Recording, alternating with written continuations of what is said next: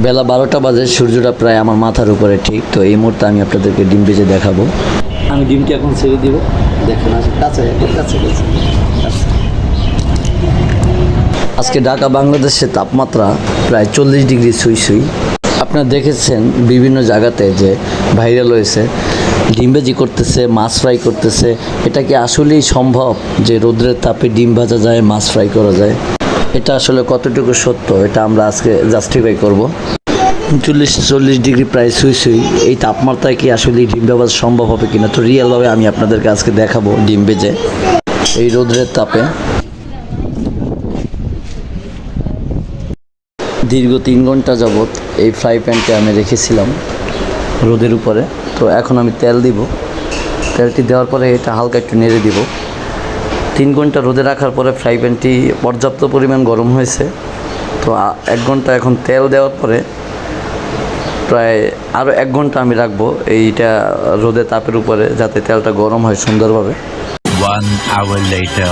আমি ডিমটি এখন ছেড়ে দিব, দেখেন কাছে কাছে কাছে।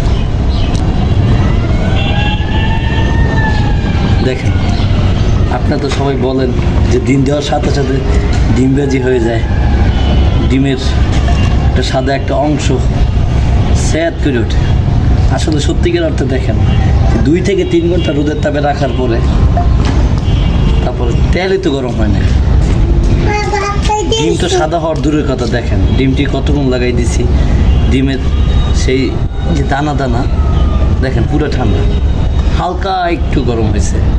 তা আমরা যে বলি যে রোদের তাপে আসলে ডিম ভাজা যায়, মাছ ফ্রাই করে কত সুন্দর ভেজে খায়। তা আজকে প্রায় 36-37 ডিগ্রিতে শুরু করে 39 ডিগ্রি পর্যন্ত তাপমাত্রার মধ্যে ডিম ভেজি করলাম। কই ডিমের এক অংশ তো আপনার কিছুই হইল না। এই যে দেখেন সাদা সাদা ঠান্ডা, হালকা একটু গরম হয়েছে, জাস্ট অল্প একটু গরম হয়েছে। এই ডিমটি যদি আমার 1 ঘন্টাও রাখে আসলে কতটুকু আপনার হইব না হইব বুঝি না, জানি না। কিন্তু দেখেন আপনাদেরকে একটু সরাসরি যদি দেখাই আসলে এই ডিমটা কি হয়েছে। দেখেন প্রচণ্ড রোদের তাপ, কিছুই হয় না। কীভাবে একটা ডিম ভাজা সম্ভব এই রোদের তাপে? একটা মাছ কীভাবে ভেজে খায় মানুষ? আগে থেকে তেলটা গরম দেওয়া হয়, তেলটা গরম দিয়ে একটা পাত্রে রাখে, তারপর একটা ডিম ভেজি করে, তারপর দেখবেন স্যাদ করে ডিম ভেজি 1-2 মিনিটের মধ্যে ডিমটা ভাজা হয়ে যায়। এটা মানুষের একটা কৌশল, ভিউয়ার্স জন্য, ভিউ বাড়ানোর জন্য এইসব কাণ্ড কারখানা করে থাকে। সত্যিকার অর্থে রোদের তাপে আসলে ডিম ভাজা সম্ভব। তো এই যে সত্যিকার প্রমাণটা তো আপনারা পেলেন।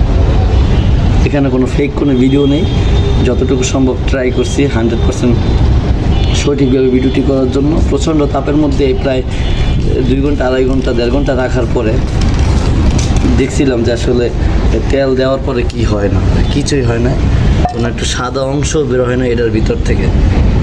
দেখেন আপনারা প্রমাণটা।